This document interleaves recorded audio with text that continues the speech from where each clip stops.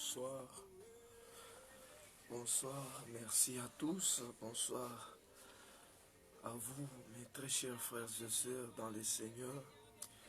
Je suis content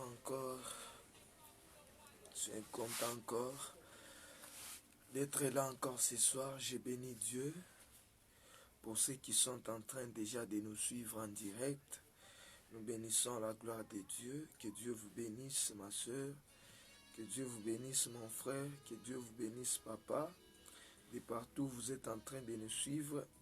Nous disons encore merci à Dieu parce que ce n'est que lui qui nous a encore donné la permission, la grâce d'être encore là ce soir. C'est pour cela, aujourd'hui, j'aimerais parler de l'enlèvement de l'Église.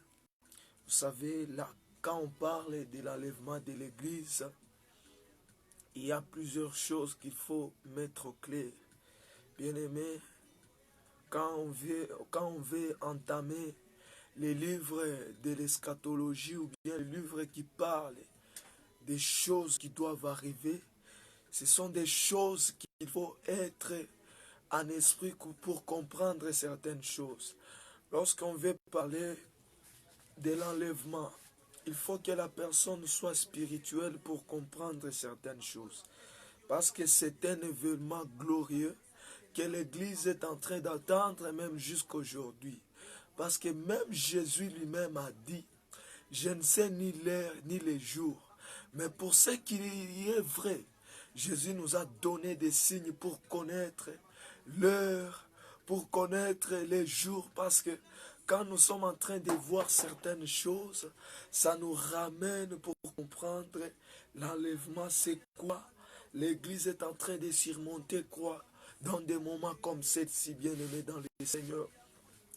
Là, j'aimerais un peu introduire le thème de ce soir, c'est-à-dire l'enlèvement de l'Église. Merci, que Dieu vous bénisse. Merci, que Dieu vous bénisse. Partagez, que Dieu vous bénisse. Gloire soit rendue à notre Seigneur Jésus. Avant de commencer, déjà, j'aimerais bénir Dieu. Père Dieu Tout-Puissant, je te bénis, je te rends gloire et honneur. Parce que tu nous as encore donné le temps d'être là ce soir. Ce n'est pas par notre vouloir, mais ce n'est que toi tu produis le vouloir et le faire à nous. C'est pour cela ce soir nous te bénissons, nous te disons encore merci. Parce que tu es le maître des temps et des circonstances en ce lieu. Nous voici au devant du trône glorieux pour s'approcher, Seigneur, de ta grâce.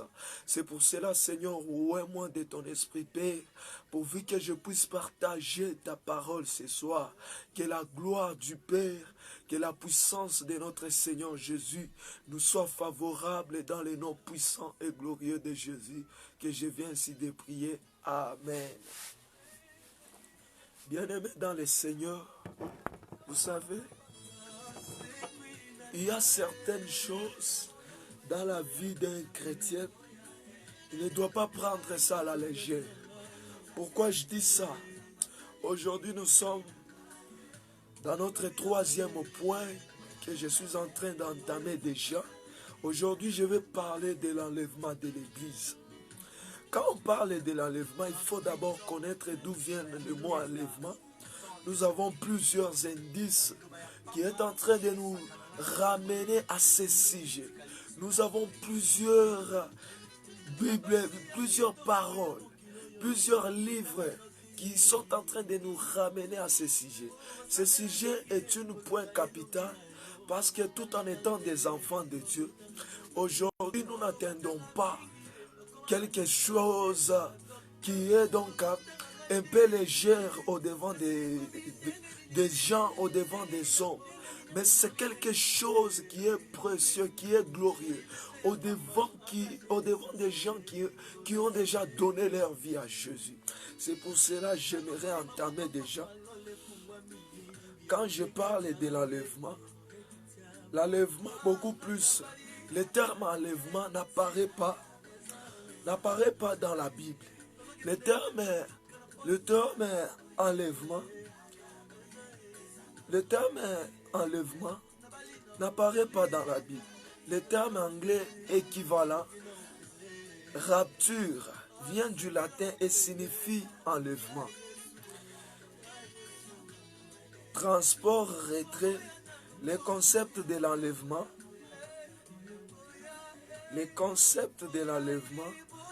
de l'Église, cependant clairement enseigné dans les Écritures. Vous savez, beaucoup plus, le terme enlèvement n'est pas retrouvé dans la Bible, mais beaucoup plus des termes que la Bible a beaucoup plus employés, des paroles que plusieurs serviteurs de Dieu ont employées, sont en train de nous donc rabattre les niveaux, rabattre que l'enlèvement est certainement là. Et conceptuellement, là c'est une prédication que j'ai déjà élaborée, que j'ai déjà écrite. Je vais un peu lire et puis intervenir après.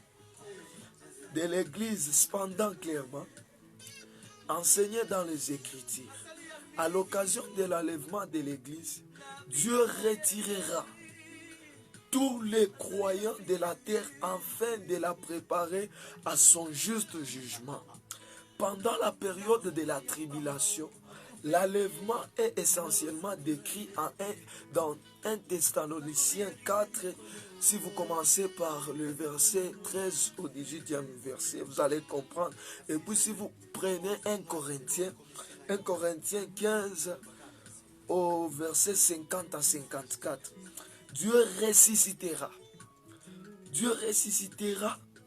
tous les croyants qui seront décédés, leur donnera un corps glorieux. Puis il les retirera de la terre avec les croyants restants vivants, qui recevront aussi un corps glorieux.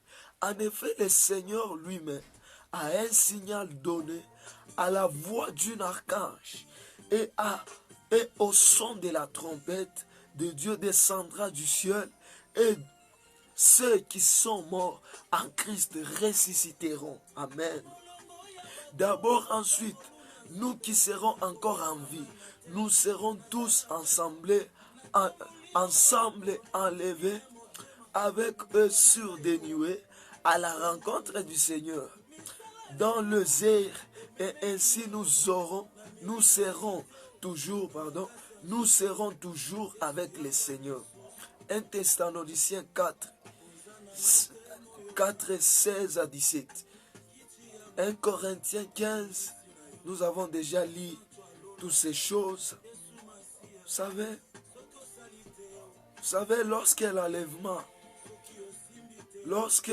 lors de l'enlèvement plutôt, nos corps seront instantanément transformés pour l'éternité.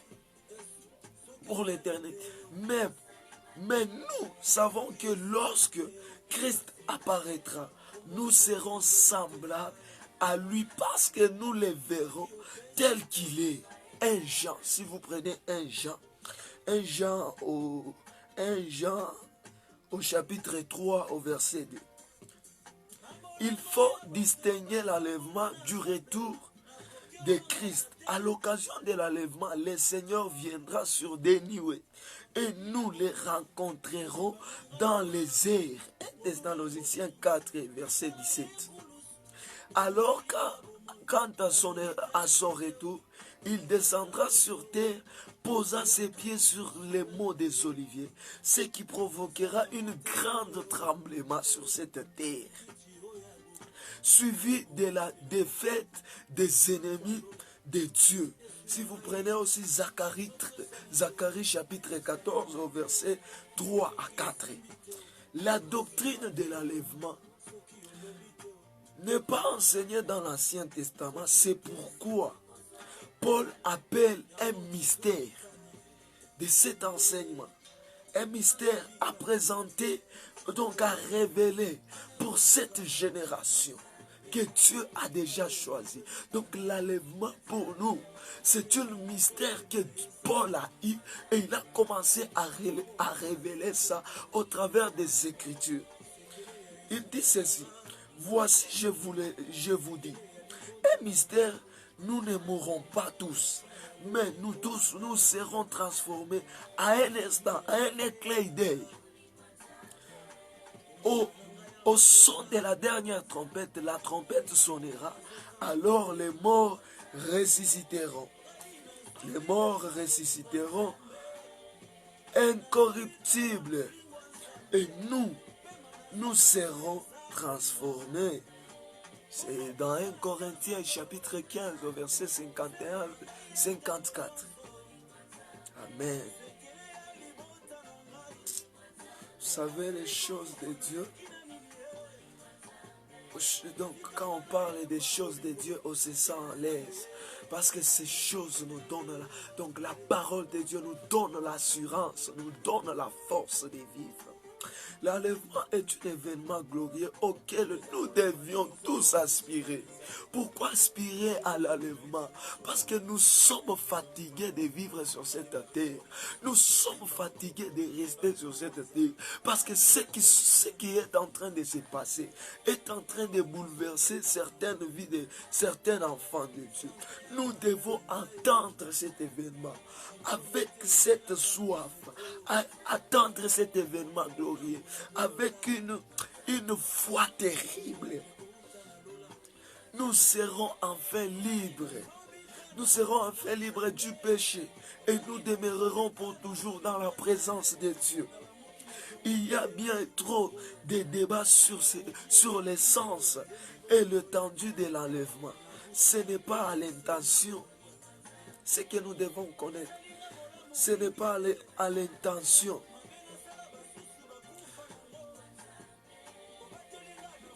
Je m'excuse.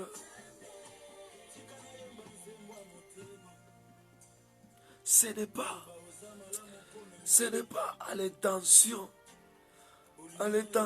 des hommes que nous devons attendre cela. Ces choses sont en train de faire débat aujourd'hui. À l'intention de Dieu. Ce n'est pas par l'intention de Dieu. L'enlèvement devrait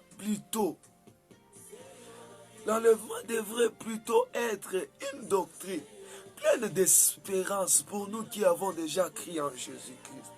Parce que là, quand on entend parler de l'enlèvement, c'est quelque chose qui nous donne la soif. Parce que l'enlèvement, donc c'est déjà l'éternité. Quand Christ est en train de dire, je pars au Père pour vous préparer des demeures. Ce n'est pas pour aller jouer. Il sait que j'ai déjà laissé mon fils. J'ai déjà laissé mon enfant qui a déjà crié à moi. Il a déjà donné sa vie à moi. Il a déjà donné tout son être à moi. Il a confiance en moi. C'est pour cela, moi aussi, comme j'ai confiance en lui, aujourd'hui, je prends la décision de monter au Père pour aller préparer nos demeures. Bien-aimés, quand on parle sur ce sujet, l'enlèvement de l'Église, l'enlèvement d'abord c'est quoi? L'enlèvement c'est un mystère. C'est un mystère que Paul est en train de nous révéler. C'est un mystère que l'homme ne peut pas comprendre. La Bible déclare en un clin d'œil, en un instant, nos corps seront transformés. Donc nous serons enterrés avec des corps corruptibles. Mais quand nous serons ressuscités, nous ne serons pas et que nous aurons un corps glorieux. Et ce corps glorieux sera semblable à Jésus-Christ. C'est pour cela, bien-aimé, tout en étant l'Église, quand on parlait de l'enlèvement de l'Église, on ne parlait pas de l'Église qui est un bâtiment, mais tandis qu'on parle de l'homme à la personne de Jésus-Christ, de l'homme qui a déjà donné sa vie à Jésus-Christ. Aujourd'hui, toi et moi, nous sommes l'Église qui doit se préparer à l'enlèvement. Quand je parle de ce sujet, ce n'est pas pour dire que l'enlèvement, c'est aujourd'hui. La Bible est en train de déclarer, il y a certaines choses, il y a plusieurs prophéties qui doivent arriver pourvu que ces paroles, pourvu que l'enlèvement puisse se produire. Aujourd'hui, les chrétiens, tout en étant un homme de Dieu, tout en étant un enfant de Dieu, est-ce que tu es prêt pour l'enlèvement de l'Église?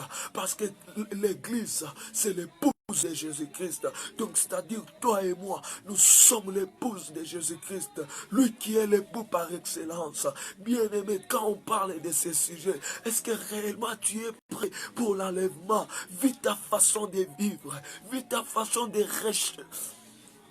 de rechercher la paix avec tous. Est-ce que réellement tu es prêt? Je vois l'église d'aujourd'hui. C'est une église qui est tellement faible, à tel point l'église n'arrive pas à honorer Dieu, tel que plusieurs personnes n'honorent pas Dieu dans leur vie. Mais tu es une église, tu es appelé à un enlèvement que Dieu a déjà préparé. C'est un événement glorieux que tout en étant des enfants de Dieu, nous devons attendre avec cette espérance, parce que c'est une doctrine qui nous caractérise, nous les enfants de Dieu bien-aimés dans le Seigneur.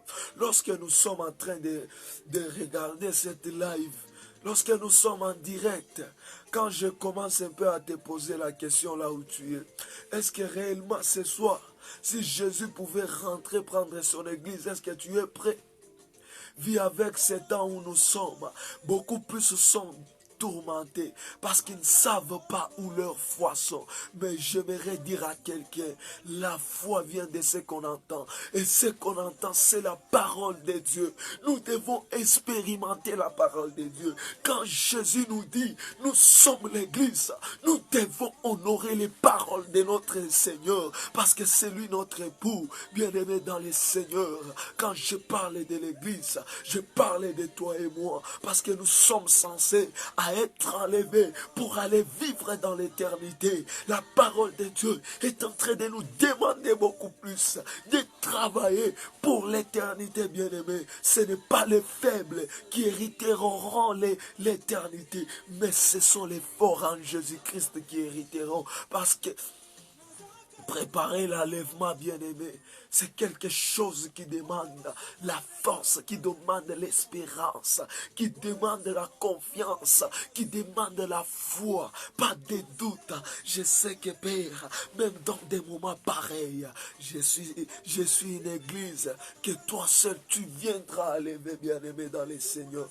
Regarde ta vie. Ta vie est comme avec Jésus-Christ. Aujourd'hui, plusieurs personnes sont beaucoup plus en distraction avec cette pandémie, bien-aimée. Cette pandémie ne nous regarde pas, nous les enfants de Dieu. Tandis que nous les enfants de Dieu, vous savez, dans des temps comme ceci, nous devons nous préparer. Nous ne devons pas être dans la distraction, bien-aimés dans le Seigneur. Aujourd'hui, nous devons être en règle avec la en règle avec Jésus-Christ. Donc, c'est-à-dire se repentir, parce que tu es appelé à être honoré là dans les cieux. Parce que quand on parle de l'enlèvement, ce n'est pas pour jouer, c'est allez vivre dans l'éternité. Là, il y aura plus de péché. Là où il y aura plus de haine, il y aura plus de calomnie, il y aura plus de transgression. Là, il y aura que la liberté, il y aura l'amour, il y aura la paix, il y aura toutes choses que Jésus a pu nous présenter dans sa parole. Bien-aimé, regarde-toi. Là où tu es réellement, tout en étant un enfant de Dieu, est-ce que tu es prêt? Parce que l'enlèvement doit d'abord être personnel.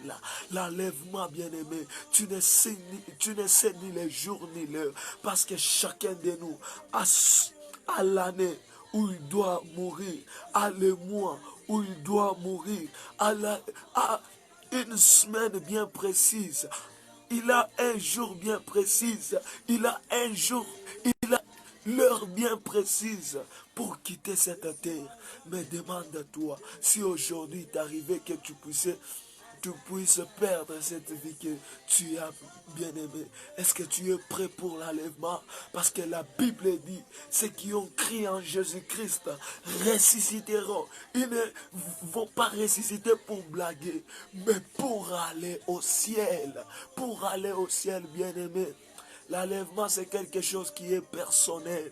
Parce que chacun de nous, tel que moi, je suis là. Je suis en train aussi de préparer cet événement glorieux. Parce que moi aussi, j'ai besoin de vivre dans l'éternité avec Christ. De ne pas encore avoir, donc de ne pas traîner encore plus longtemps sur cette terre. Des hommes, des haines. Demande-toi, aujourd'hui l'Église est devenue faible. L'Église est en train de déshonorer Dieu, même dans leur habillement. L'Église est en train de déshonorer Dieu, même dans leur façon de parler. L'Église est en train de déshonorer Dieu, même dans leur façon de se comporter, bien-aimé. Demande-toi, est-ce que tu es mature pour attendre cet jour glorieux du Seigneur? C'est un jour glorieux qui nous demande beaucoup plus d'attention, qui nous demande beaucoup plus d'intimité pour partager avec Dieu, bien-aimé. Ce n'est pas n'importe qui. Ce n'est pas n'importe qui. Mais à tout celui qui a cru en son nom, ces jours-là, Dieu l'essuiera le larme. Bien-aimé, vous savez, l'enlèvement traîne encore. Parce qu'il y a des gens, des chrétiens qui sont encore immatures. Parce que Dieu attend que moi je me répands. Il attend que toi tu te répands. Pourquoi? Parce qu'il voit qu'il y a certaines choses qui ne correspond pas à l'endroit qui nous attend. Il y a certaines choses qui ne caractérisent pas le caractère qui règne dans cet endroit-là. Bien-aimé, tu n'es pas éternel sur cette terre, mais tu es éternité dans l'éternité de l'éternel. Amen.